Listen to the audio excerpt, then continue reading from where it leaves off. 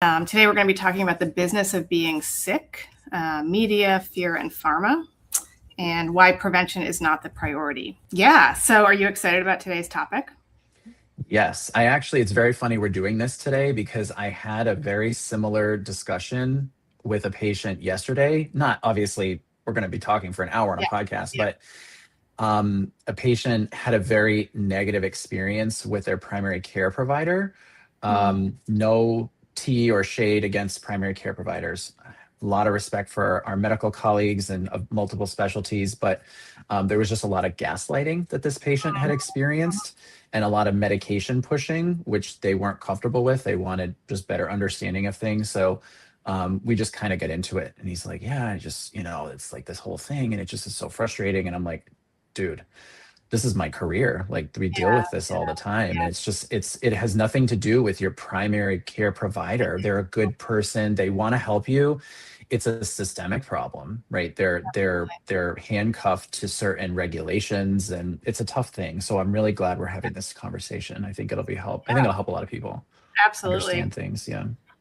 So if you are just joining us, today's topic on our podcast is the business of being sick, media, fear, and pharma, and why prevention is not the priority. Why don't we start with a little introduction? I'm just going to introduce kind of what we do here in general, and then Colin, I'll let you introduce yourself. Okay. Every week, 1 to 2 times a week, we do a podcast where we talk about functional medicine topics. We talk about how our medicine really is focused on prevention and really how we practice personalized medicine. So we've done a lot of really great topics. And as I said earlier, I'm super excited about this one. So tell our audience a little bit about yourself. Yeah, I'm Colin Renaud. I'm one of the lead clinicians in the practice. I have a pretty unique background. I have background in chiropractic medicine. I'm board certified there, board certified in natural medicine. I practice medicine as a PA at MedMatrix, and I specialize in functional medicine. I'm fellowship trained in functional medicine, and I specialize in a lot of different things that we focus on here in the clinic, from hormone health to gut health to chronic pain and stress and complex chronic illness. So I'm very happy to be a part of this podcast with you. I think we have a lot of fun when we do it. I think it's a great educational tool. And when we talk about certain subjects like this, I think it's very exciting. I know we're both really passionate about educating people about things like this. And I want to make it clear to our listeners that we don't do podcasts and talk about health topics to shame anyone or any particular medical entity or healthcare system or person or entity of any kind, but we just share our experience, from a healthcare system that has issues. And we try to give the best patient care that we can. So I really am excited about today. I think it'll be a lot of fun. I think that's a really important point. Thank you for bringing that up kind of right at the beginning. My name is Dr. Sasha Rose, and I am a naturopathic doctor. I'm a licensed acupuncturist. I am also one of the lead providers here at MedMatrix, and I've been practicing functional medicine for over 20 years. And yeah, just to second what you said, Colin, I think we're here not to kind of shame anybody or put anybody down, but just to kind of talk about some of the systemic issues. A couple other housekeeping items. This podcast, like all of our podcast episodes, really is for educational purposes only, not to take the place of medical advice. We really do encourage our viewers, our listeners, to leave comments, and we will have a question and answer segment at the end. We always leave time for that. And then I'm also going to leave a little bit of time to do a quick game at the end. So once again, the topic today is the business of being sick, media, fear, and pharma, why prevention isn't the priority.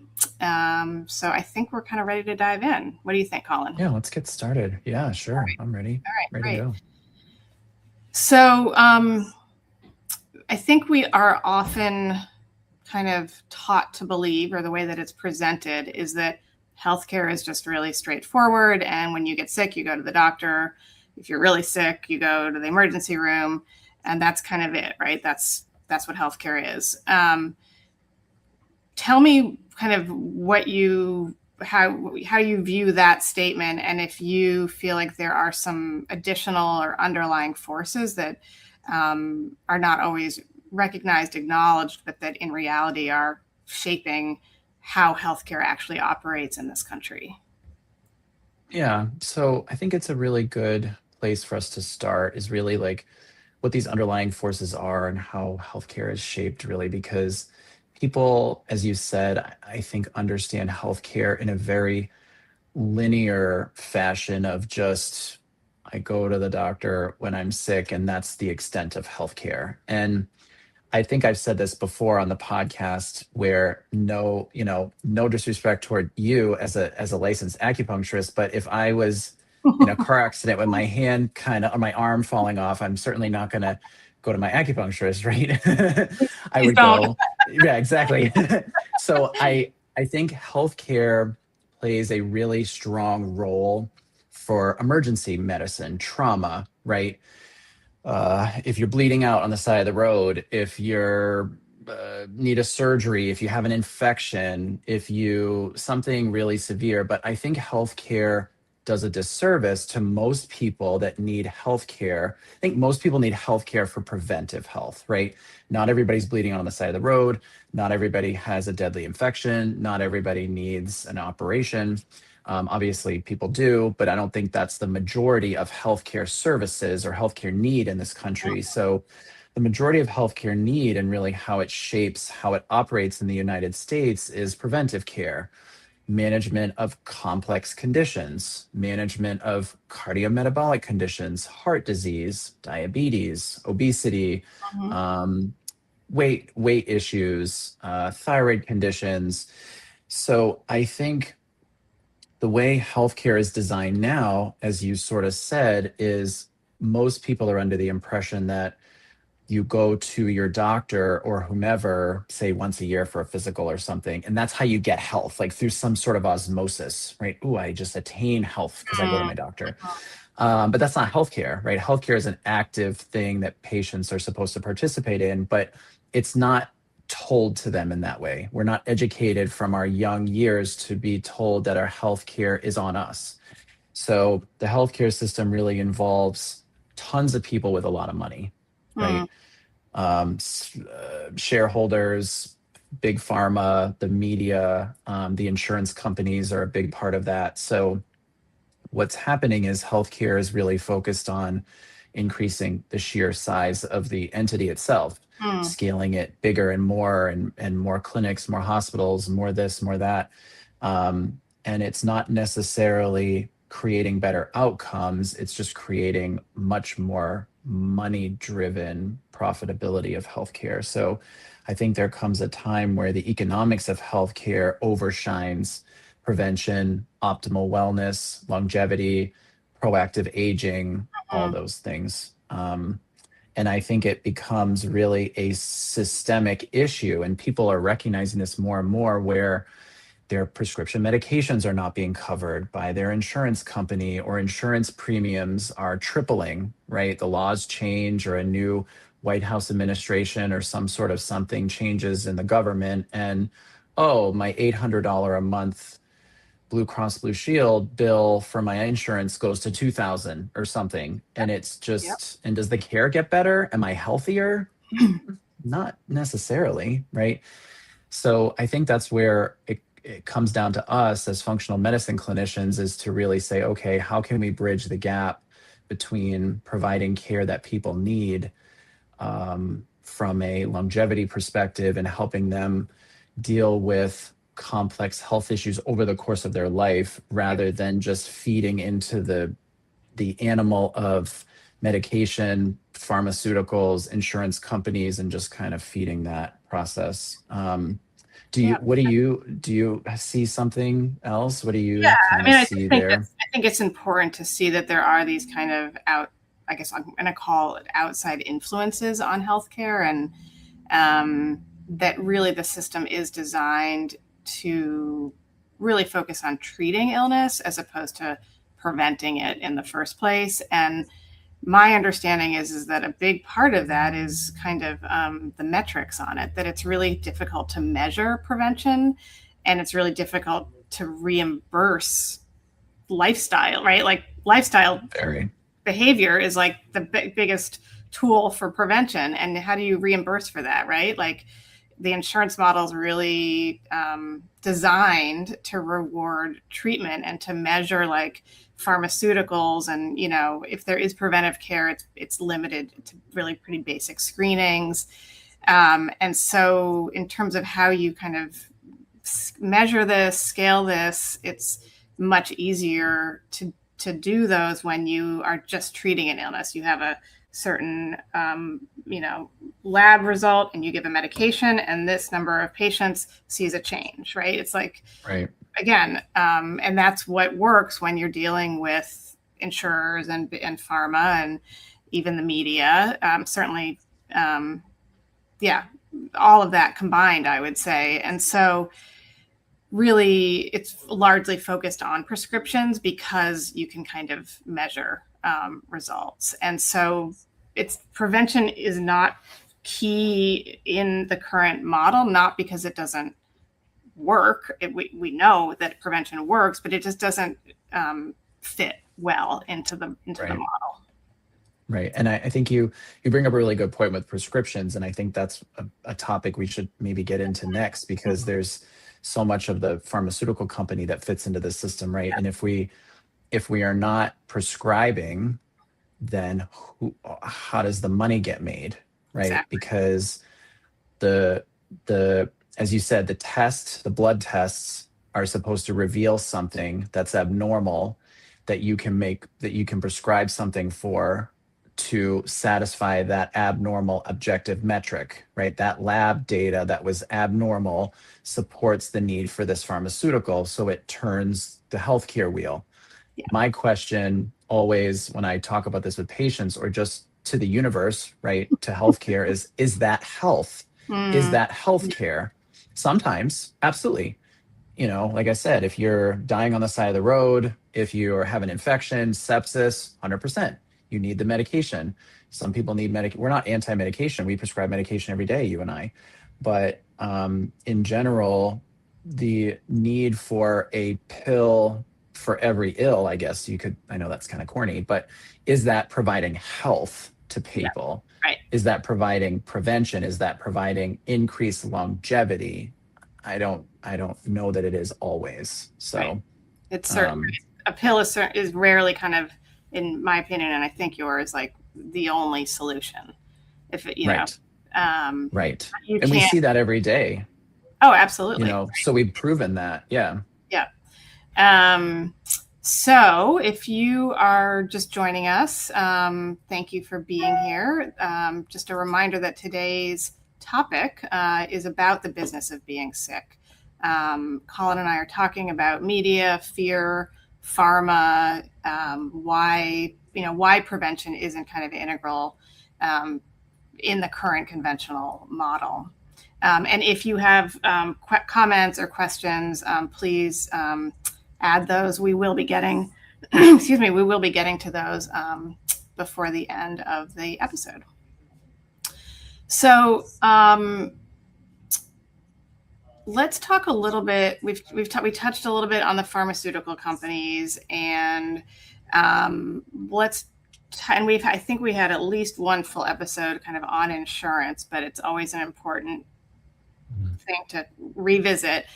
How, in your opinion, does insurance play a role? Like how influential is insurance in terms of what patients can actually access for their care?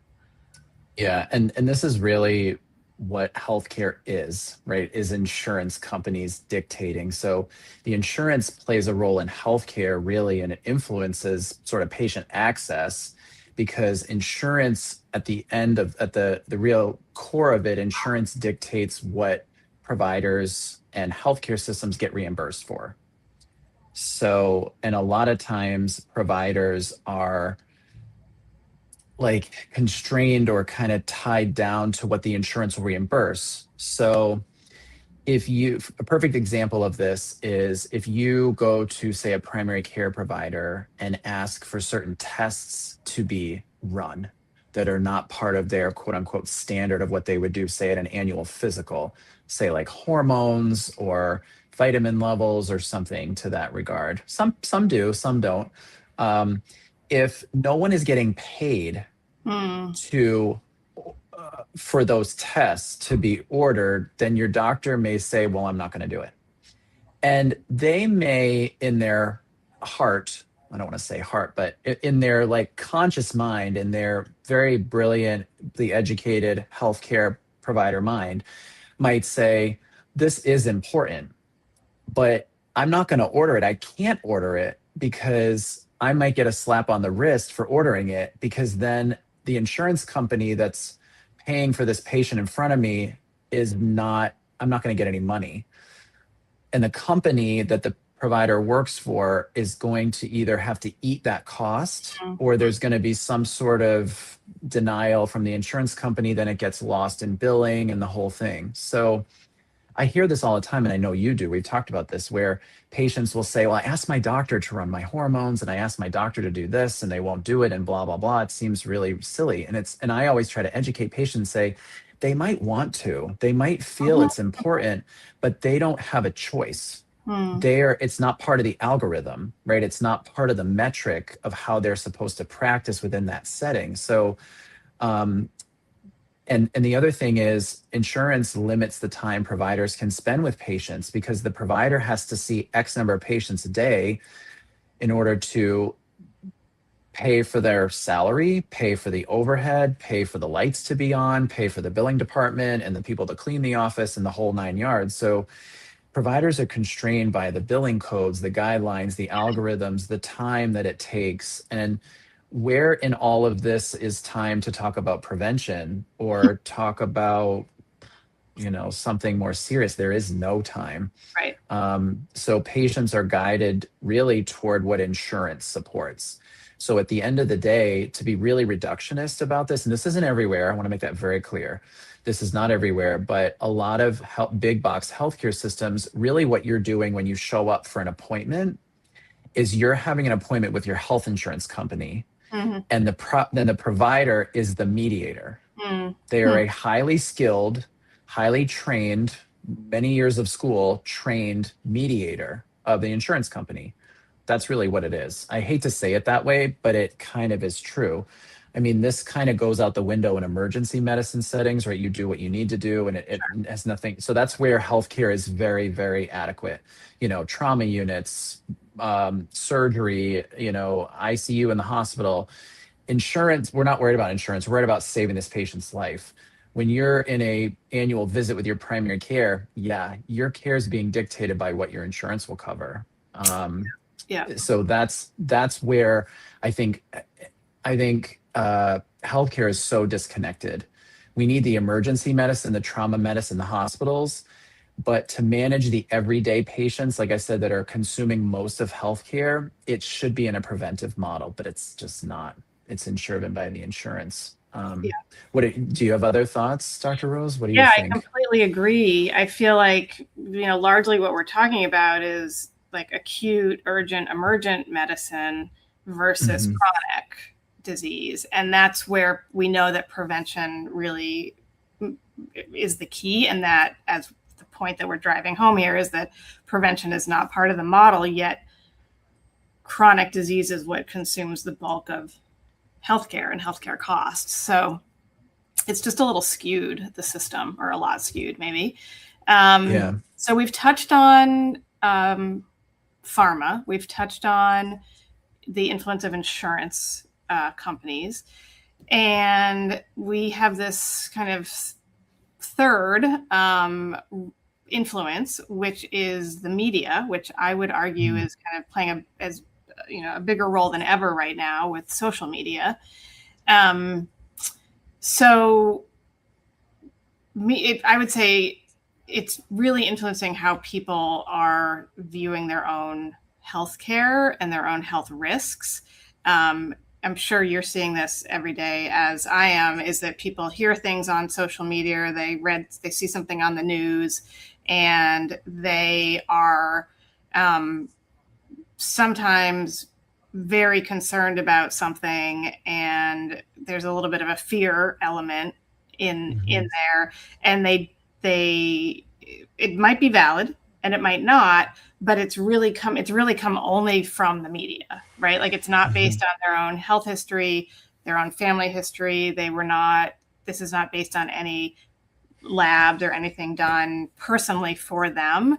But we live in this age right now, in my opinion, that we're so influenced in general, not just in terms of health, by the media in ways that we don't even realize. And we follow certain people on social media, and there are new authorities. Mhm. And so I think sometimes some of these kind of more nuanced, more complex topics are being simplified. There's one message being delivered, and that's what people are hearing. And so I'm hearing people come in maybe not as worried about something that I think they maybe should be worried about, but Sure. quite worried about something that I don't, from my perspective, I don't feel like that's where their energy or their fear needs to be focused.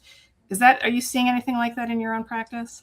Yeah, all the time. And I think the thing I hear most of the time when people are asking me about random health topics or just information overload, as you Yeah. said, there's this information overload in the media of really anything. You can get any topic of anything, information overload, depending on how your algorithm on TikTok is set up or Absolutely. Yeah. whatever. Right. Are you overloaded with cat videos or healthcare topics, right? Depending on your desire. So the fear piece with the media is really transcending into this part of healthcare, the prevention, Mm-hmm. right? And if we can separate, right? We have emergency medicine, acute care medicine, hospital medicine, all very, I think there's some good foundation there. We need that stuff. Yeah. But this prevention and wellness care, chronic illness care is getting really dominated by the media.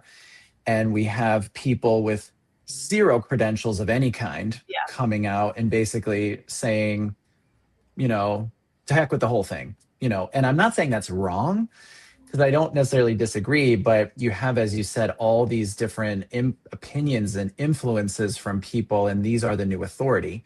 And is that good? Is it bad? I think that it's important that we're pushing the narrative. I think it's important that we're trying to change the philosophy around the way we approach healthcare, the way it's uh, influenced by people or the way they take it in. But I think there is so much noise. And a lot of times, healthcare influence in social media is to sell you something. Right. That's mostly what That's I hear the from end. my Right. patients. That's the end Yeah, goal. is I follow so and so on Instagram and they were talking about blah blah supplement and like, what do you think? It's like, yeah, sort of, but I mean, if you think about, they're just trying to sell it to you.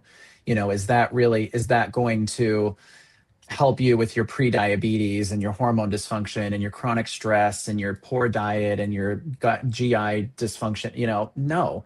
So is that healthcare? No, right? It's media driven capitalism, really. I Right. hate to use that word; it's a little bit dirty, but it basically is, right? There's this sort of money driven wellness and media link that it does push the narrative, as I said, to kind of look outside the box of getting help beyond just the traditional medical model. But I think it is very dangerous because I don't think it's helping people with what they need. I think it's creating more disillusion, more confusion. And then when when the patient may talk to their doctor about something they've seen, their doctor in the conventional healthcare system may even further poo poo, Sure. like, what are you doing? Why are you listening? You gotta, like, we gotta reel you back in, get back in the system, drink the Kool-Aid, right?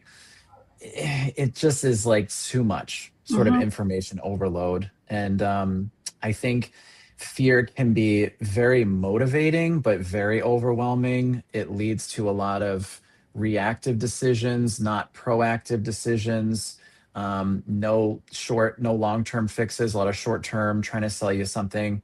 And it really takes away the personalized approach to healthcare that you and I are trying so hard to advocate for with our patients and just doing this podcast, right? This is really what we're talking about. Yeah. That's what functional medicine is personalized healthcare. So to try to sell like wellness in a bottle from an Instagram influencer, that's not healthcare. Mhm. You gotta like meet in the middle somewhere. I think that's what we are. I think that's what we're doing. Exactly. I was just thinking that. Kind of. Now Yeah. that I say that, I think that's kind of what we're doing. We're kind of meeting in the middle. I mean, Mhm. we have background, right? We did go to school for this, but we can also recognize that the system has its faults. So we're trying to practice healthcare in a preventive way and helping people with complex chronic health issues long term, but we're not doing it in a gimmicky way. We're not doing it in a sales way. We have evidence-based medicine, we have science, we have medical studies, we have 30 years of experience between the two of us. That's just us, right? So it's bridging. I think we do a really good job of bridging the gap. And that's really, I think, what functional health is and preventive healthcare is bridging those gaps. Absolutely. Um, Yeah. so I'm glad you brought that up. I think it's a really good point Yeah. to mention. Yeah. I think that it's very overwhelming for everybody right now because I feel like there's people. It's very easy to kind of feel stuck, right? And do I listen to Mhm. my doctor who's trained and kind of in that conventional model and isn't always willing to kind of look outside that, or do I listen to the people I follow on Instagram who really are pretty confident, they've got a lot of conviction, but they have no training as far as I know, and who do I, Right. and I think it's understandably really difficult to know who to trust really, because sometimes there can be very opposing opinions and recommendations. Um, so as somebody's kind of trying to figure this out, and where do you, I mean, we kind of have answered this, I think, to some extent, but Sure. let's just hear it kind of in a concise way. Where does preventive medicine, where does functional medicine, where do we, being kind of, providers within functional medicine, where do we sit kind of within the larger system? And this is a little bit of a pretty big question, but why are we not the model, right? Like, why are we the outlier? Yeah. Yeah. Why are we the alternative or the complementary? What are your thoughts on that? Yeah. I feel like functional medicine or preventive healthcare is the outlier because we talked about this 10 minutes ago because the healthcare system is influenced and driven by a heck of a lot of money Hmm. in insurance companies and big pharma, right? Who pays for the new hospital to be built? The pharmaceutical company. And when that hospital is built, in order for this pharmaceutical company to make their money back, the people that work in that hospital are told they have to practice a certain way and prescribe drugs that are sold by that company. People don't believe this, but it's 100% true. I have colleagues, and I know you do too, that are conventional medical doctors in the were in the primary care world and used to get their pay docked Hmm. each week on their salary if they weren't prescribing the statin, if they weren't prescribing the metformin for the diabetes, if the A1C, the diabetes markers were over a certain amount, they would get $100, $50 for every patient, doop, doop, docked out of their pay. I have colleagues that this has happened to where they were in the big box medical systems. So the incentive is not patient prevention or wellness. It is, we just built you a $3 billion healthcare system, pick a healthcare system in the country, whatever, with multiple new offices and a hospital and acute. We got to make that money back. So as part of the deal, you're gonna practice medicine the way we tell you so that we can make a profit on this. And like I said, it's not anti-medicine, it's not anti-pharma, it's none of that. But the systems are so big that it has completely consumed the healthcare system. So we become the outlier because the insurance company who pays for the drugs will not pay for our 1 hour, 2 hour visit to talk about prevention. Who's making money? There's Right. nobody making money. Mm-hmm. If we worked in a big box healthcare system and talked about diet for an hour, who's going to make money off of that? Nobody. There's no exchange of goods. Exchange of information is not profitable in Right. healthcare, right? I have to give you something. If I give you something that has monetary value, in the case of healthcare, it's a prescription. So we become the outlier because there is no emphasis on lifestyle. Nobody's paying for lifestyle. No one's paying for a systems biology approach. No one's paying for nutrition approach. No one's paying for personalized healthcare. We're not giving anything. Like I said, we prescribe all the time. I prescribe medication. So do Mm-hmm. you. That's not the point. But the point from a conventional system perspective is that's all that they do.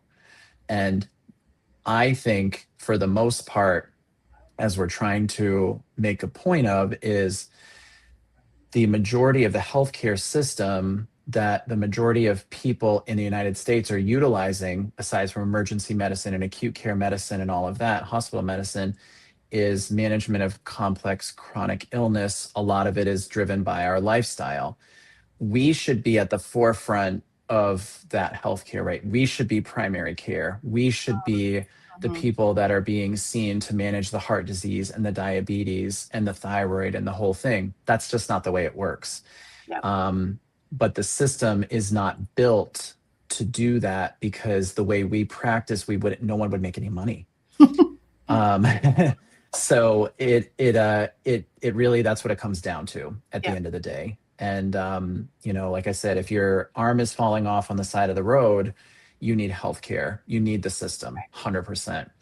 If you have obesity and heart disease and pre-diabetes and hormone dysfunction and menopause and low testosterone, the whole thing, you need functional healthcare. You need lifestyle approach. You need long-term preventive care. That's what's going to make you live longer, not live longer doped up on 20 prescriptions. Right. Right. And that's really what it comes down to. What do Yeah. you think, Dr. Rose? What kind of, I mean, we functional medicine really is time intensive and it's so personalized yeah. and not designed for the high volume kind of 5 to 10 minute visits. It's every person is different, every visit is different. So Mhm. but when we do practice that kind of medicine, that functional medicine, preventive, like root cause medicine, we are often treating people, catching something before it's actually a diagnosable condition. And so Right. we're, because we do comprehensive blood work and testing, kind of, as part of our like overall care for every patient, you and I and the other providers here, and hopefully anybody who's practicing functional medicine is often identifying a dysfunction and seeing an imbalance, whether it's a metabolic marker, you've mentioned prediabetes a few times, whether it's on a lipid panel, whether it's an inflammatory marker, or certain hormone levels, thyroid, a comprehensive thyroid panel. We're going to catch these things before the person's actually like has a diagnosis. They probably don't feel great, Right. but nothing's been identified. Again, they've been told that your labs are normal, or they've been told that you're fine, or they've been told that they won't, as you mentioned earlier, like the current provider won't even order certain tests. But we're able, because of the longer visits, because of the level of testing, we are actually, really able to catch things before it becomes a disease. And so what we see with that is that we see quality of life, we see improved energy and cognition and metabolism and all the rest, but we're also, like, over the span of a lifetime, we're seeing fewer medications, right? And we're seeing somebody who is kind of empowered to make those lifestyle changes earlier than later.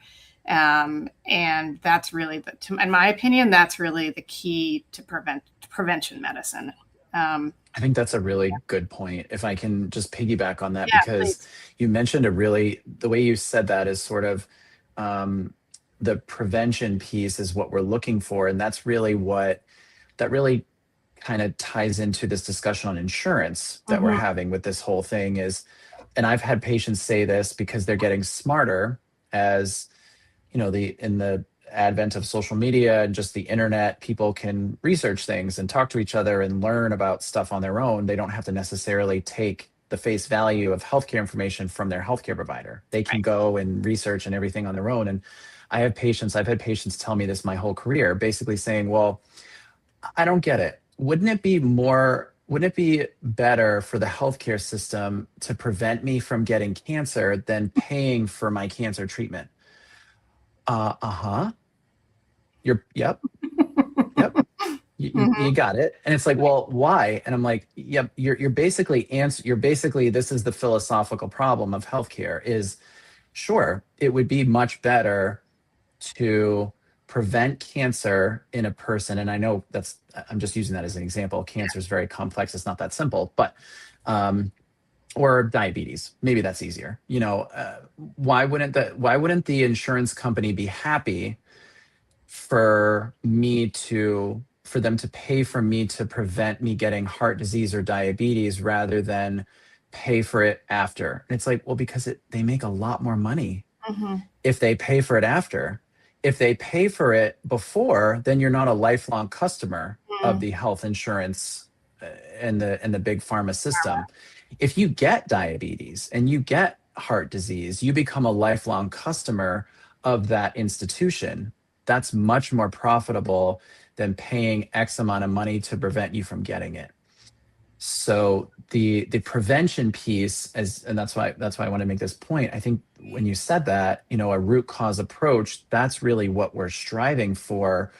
But the healthcare system as it's designed is not built for that because of reimbursement, because of insurance, because of the pharmaceutical industry. They are trying to reel you in, get you on that statin, get you on that metformin, that blood pressure medication. Because once you're on it, that's it, essentially. And when patients ask me this all the time, and they comment about all the time, and they'll say, well, I talked to my doctor about like my blood pressure medicine. I've been on it for like 10 years. Like, do I still need it? And the answer is always yes, with no questions. And it usually comes with some level of what's the word? Not gaslighting, but some level of resistance from the healthcare provider to say, well, if you're not going to take this, then I'm dismissing you from care because you are non-compliant, right? Oh, no, I'm fine. No, never mind. I'll take it. Never mind. You're questioning, right? Don't question me. Don't question my authority. Don't question the healthcare system's authority. The healthcare provider is not making any money off of you taking that blood pressure medication, but they are facilitating back to the insurance company and big pharma to make the money. They are, as I said, the middleman, the mediator to facilitate that lifelong relationship. And when you start questioning it under the medical licensing and medical legal, you are non-compliant. Right. So if you're non-compliant, I won't treat you. So this is where it becomes a whole nother problem of medical legal, medical ethical. If we don't put people on certain medications that have to do with heart disease or diabetes and they have a heart attack and die, oh, you're liable. You didn't put them on that statin. We're suing you and it's medical malpractice because that's what the guidelines say. Right. So healthcare providers are bound by the system in so many ways. Financially, algorithmically, they have to treat based on certain parameters of their job description, or they'll be fired, or they'll have money taken out of their pay, or they don't want to get sued by someone and have their license revoked that they've worked so hard to get. it is just being pulled from so many directions. So when patients come to us with a lot of angst at their doctors over their dissatisfaction of the system, I try to educate them all the time about all these things we're talking about, to say, listen, your PCP is not a bad person. They want to help you, but this and this and this and this and this are keeping them locked in this very narrow focused window of care. They can't color outside the lines. They might be fired, they might have their pay docked, they might have their license taken away. So it's much more than just, a prescription. It's a whole nother animal of healthcare system as a whole, from a medical, legal, and an ethical perspective.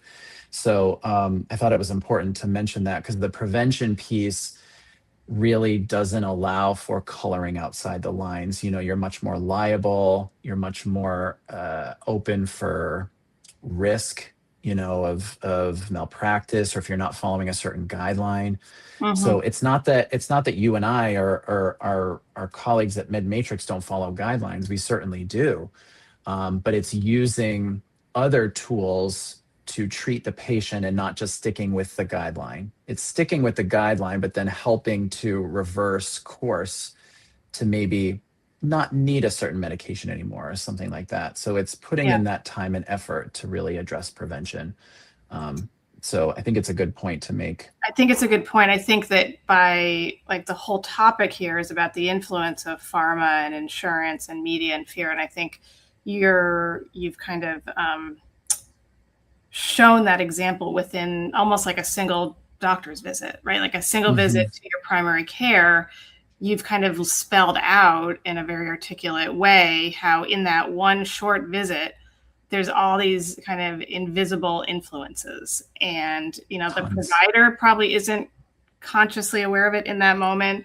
The patient certainly is not, but it's like, yeah, it's like the real entities that in charge are very present in that office visit, in that exam room. So for anybody who kind of is listening right now and is kind of ready to kind of step outside of this model that we've been talking about and really work towards prevention and really be kind of more proactive in their health, if you're not already a patient here, the Med Matrix approach is different in a lot of ways. As we've kind of alluded to, we have very comprehensive, very personalized evaluations. So when we're going over blood work, for example, for a lot of the tests that we run, we're going for optimal health or optimal targets in those numbers, and that does not always line up with the lab's normal reference range. Additionally, I have a lot of patients who will show their test results, the MedMatrix test results, they will show those to their primary care provider. And sometimes the interpretation of the exact same results is different. And it's not wrong, it's just different. And, our goal, our intention is prevention. It is optimizing metabolism, hormones, nutrient levels. And as we've said over and over, the conventional purpose or design or interpretation is based on disease management. So it's not a good, bad, right, wrong. It's really what is your intention and what is your end goal in interpreting these labs. So our patients come to us because they are ready for more of a root cause investigation. In addition to hormones and metabolism, we do a lot with gut health. We do a lot with inflammation. We have the gift of time, right? We have longer visits. And so in those visits, all of us, in my opinion, do a really good job of kind of integrating lifestyle, medicine, nutrition, advanced testing. And that first visit, a big part of my goal in that first visit is really to establish a relationship and to really, the terminology that I like to use is that this is collaborative. This is you, the patient, should feel like you're an active participant. I don't want this visit to feel like it's transactional. I want it to feel collaborative, and I want you to feel empowered, and feel like you can ask questions and feel like you have some agency here. So give me some of how, like, if somebody was brand new, didn't know anything about MedMatrix, how would you tell them that it's different from what they're used to? Sort of what you said. I mean, we're different because it's just a totally different approach, right? And I think that's what patients, sometimes we really don't have to. I use the word sell. I hate to use that word, right? We're not car salesmen or something like that. No offense against the car salesman, but we're not trying to sell anything. We're trying to educate patients on the way that they can optimize their health in a different way. And most of the time, patients, when I start to talk to them, especially like you're saying during the first visit and we're establishing a relationship, they're really trying to understand me and my approach and the way I do things and just how I think when I explain certain things, or when we go over the certain labs and we talk about, like, oh, this testosterone is technically normal, but it's really suboptimal, right? Your primary care provider might say it's normal, but you have all the symptoms of low testosterone and it's suboptimal. So yeah, so they really start to understand our way of thinking, which is how we develop a relationship. And patients are really coming to us, most of them just looking for that, right? We don't really have to convince them, like, listen, you really should be doing preventive healthcare. It's going to make you live longer. They're sick and tired of the system. They get it, right? They're sick of, as I mentioned at the beginning of the podcast, I had a patient just yesterday who had a very uncomfortable appointment with his primary care provider, totally gaslit his progress he's made with me. And he was totally turned off. He's like, yeah, my doctor could care less that I was doing so well. And it's almost like it was offensive to the doctor, like, oh, you went to see someone else and you're really feeling great. The answer should be, that's awesome. Like, what did you do? Tell me about it. How can I support you? It's like, oh, well, that's all crap or whatever. It's so gaslighting, and he had this horrible experience. And I'm not trying to paint that picture for all primary care providers. I know some amazing primary care providers and some amazing internists and family doctors, but patients, I think, are just so fed up with the system, and they're not, they get it that their doctors are also frustrated because they can see it. The unpleasantness, the rushing, I get 5 minutes. They know, I don't think anybody thinks their doctor wants to spend 5 minutes with them. I think they know in their conscious mind, but they're coming to us because they're fed up with the system, I think. And that's what we offer, is we offer a different way for them to approach their healthcare, and a different way for them to start to learn how to be healthy. And a lot of our patients are at a point in their life where they recognize, yeah, I really got to do something about I really got to do something about this, or, I've been told for many years I got to improve my diet and blah, blah, blah, but I don't know where to start, because I go to my primary doctor and they don't know how to guide me either. So I need you to spend time with me to guide me. Yep. And I'm happy to do that. And I love doing it because I get a lot of satisfaction of empowering people to really understand their healthcare, and to really see them transition into this proactive healthcare person. And when they start to feel good, and yeah, I'm like, I'm starting to cook again, and I'm working out, I'm back in the gym, I'm this, that, I'm having sex, I'm this and whatever, and you just see the light, the wheels turning, and it's really exciting to provide that for people. It's very rewarding.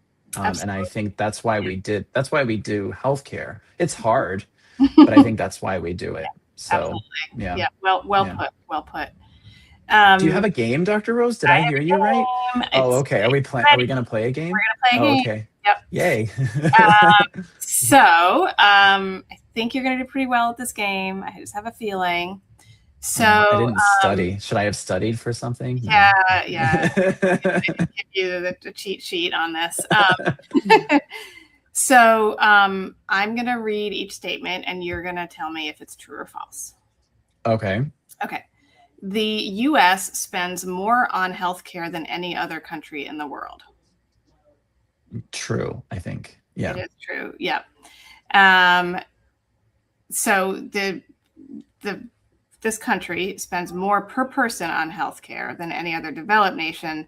However, it often ranks lower on many measures of health outcomes and life expectancy. Yeah, we're like number 40 or something. Something really low. And Yeah. a lot of that is to our point, which is that most of that spending is going towards kind of chronic disease management as opposed to prevention. True or false? Most healthcare spending in the US is directed toward prevention and wellness programs. False. Right. Prevention, nutrition, and exercise counseling, lifestyle interventions, as we've discussed, receive a much smaller share of reimbursement and funding. Yeah. True or false? Many chronic diseases, including type 2 diabetes and heart disease, are heavily influenced by lifestyle and environmental factors. True. Yes. Very true. Absolutely. True or false? Pharmaceutical companies are legally required to maximize profits for their shareholders.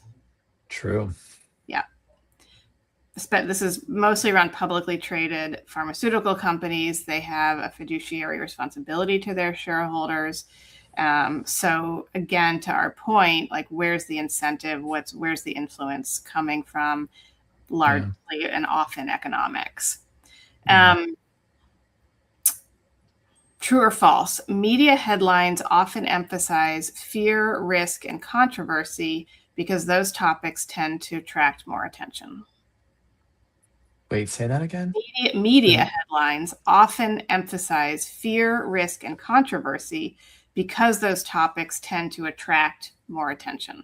Oh, yes. Sorry, I didn't hear the first part right. Yeah, totally. Definitely. That's just journalism. You got to spark it. Yeah. You got to get people interested. You need a hook. Yeah. So a medication can be highly effective and still not address the root cause of a patient's illness. True. Very true. Yes. Absolutely. Yeah.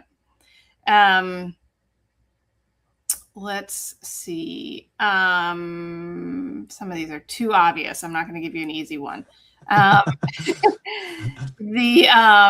The healthiest outcome for patients and the most profitable outcome for many sectors of healthcare are always the same thing. Always the same thing? The healthiest outcome for patients and the most profitable outcome false. For many sectors of healthcare are always the same thing. False. Right. Yeah. Okay. All right. I think the other ones are just kind of too easy. So. You don't want to give me an easy one? Here's your last easy one. Preventive habits such as exercise, healthy eating, sleep, stress management, and social connection have been shown to reduce the risk of many chronic diseases. True. That's a great way to sum up, what we've been talking about. Nice job. Yeah. All right. So it looks like we have one comment and then we will be wrapping up. Questions. Yep. So we have just a comment that doctors scare this person who's writing in. This person feels like that they're often just pushing statins and they're not recommending diet changes. And this person is just expressing or agreeing with the need to have doctors that kind of give her alternatives. Well, I hear you. Yep. Yeah, we hear you. Yeah, and we're not, like I said, we want to make it very clear that you and I and the providers at MedMatrix, we're not anti-medicine. We're not anti, healthcare. That's not the point. The point is not to bash anybody. The point is not to say that, medicine is not effective in things it does. It is, and it saves lives every day. But Absolutely. The point we're trying to make really as a whole is that healthcare as a system for the most part lacks an amount of preventive measures to keep people healthy long term. And healthy really is the key term there. What does that mean to any given person, right?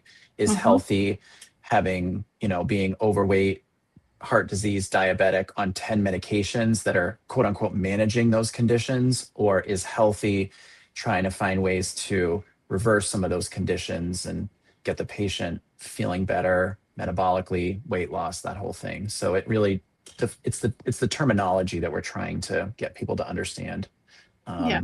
Prioritizing prevention before a diagnosis and taking an active role in healthcare decisions. Well So put. we want to make people very clear of our stance on things. Absolutely. Absolutely.